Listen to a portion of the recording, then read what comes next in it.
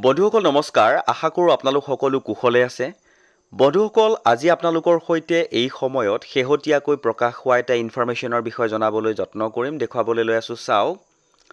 পেনশনাৰ আৰু কৰ্মচাৰী সকলৰ বাবে এটা সুখবৰ আৰু আপোনালোকৰ সন্মুখত মই ইনফৰমেশ্যনটো আনিবলৈ লৈ আছো চাওক এটা গুৰুত্বপূৰ্ণ ইনফৰমেশ্যন শেহতীয়াকৈ প্ৰকাশ হৈছিল 2026 চনৰ জানুৱাৰীৰ পৰা পাব লগা ডিএৰ নতুন খবৰ এটা শেহতীয়াকৈ প্ৰকাশ হৈছে ইনফৰমেশ্যনটোৰ বিষয়ে অৱগত হোৱাৰ লগে লগে আপোনালোকৰ সৈতে শ্বেয়াৰ কৰিছো আৰু দেৰি নকৰাকৈ মূল ইনফৰমেশ্যনটো আপোনালোকৰ সন্মুখত আনিবলৈ লৈ আছো চাওক ইনফৰমেশ্যনটো এনেকৈ প্ৰকাশ হৈছিল 2025 চনৰ অক্টোবৰ মাহত অল ইণ্ডিয়া কনজিউমাৰ প্ৰাইচ ইনডেক্সৰ সূচকখন শ্ৰম ব্যুৰোৱে 31 অক্টোবৰ তাৰিখে প্ৰকাশ কৰিছে জানুৱাৰী 2026 ৰ পৰা প্ৰযোজ্য হোৱা ডিয়াৰনেছ এলাউন্স আৰু ডিয়াৰনেছ ৰিলিফৰ গণনা বৰ্তমান আৰম্ভ হৈছে সেপ্টেম্বৰ 2025 ৰ CPI IW সূচক 147.3 হৈছে যি আগৰ মাহৰ তুলনাত 0.2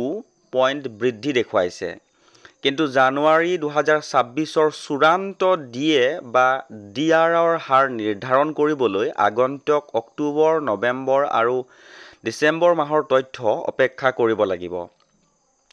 এইবাৰৰ জানুৱাৰী 2026 ৰ ডিএ সংশোধনটো অতি গুৰুত্বপূৰ্ণ কাৰণ ইয়াৰ ওপৰতে আগন্তুক অষ্টম কেন্দ্ৰীয় বেতন আয়োগৰ অধীনত নতুন ন্যূনতম বেতন নিৰ্ভৰ কৰিব অষ্টম বেতন আয়োগ প্ৰয়োগ হোৱাৰ পাছত ডিএ পুনৰ শূন্যলৈ ৰিসেট কৰা হ'ব তে বন্ধুসকল এটা গুৰুত্বপূৰ্ণ ইনফৰমেশ্যন কাৰণ সেই মাহতেই অষ্টম বেতন আয়োগৰ আৰম্ভ কৰাৰো কথা আৰু ডিএৰো কথা চলি আছে গতিকে এটা গুৰুত্বপূৰ্ণ ইনফৰমেশ্যন পাইছো আৰু ইনফৰমেশ্যনটো এটা এনেকৈ দেখুৱাইছিলে মই আপোনালোকৰ সন্মুখত দেখুৱাবলৈ যত্ন কৰিছো যদি সেইটো হয় তেতিয়া হলে কৰ্মচাৰী সকলৰ বাবে যিখন ডাটা প্ৰকাশ কৰিছে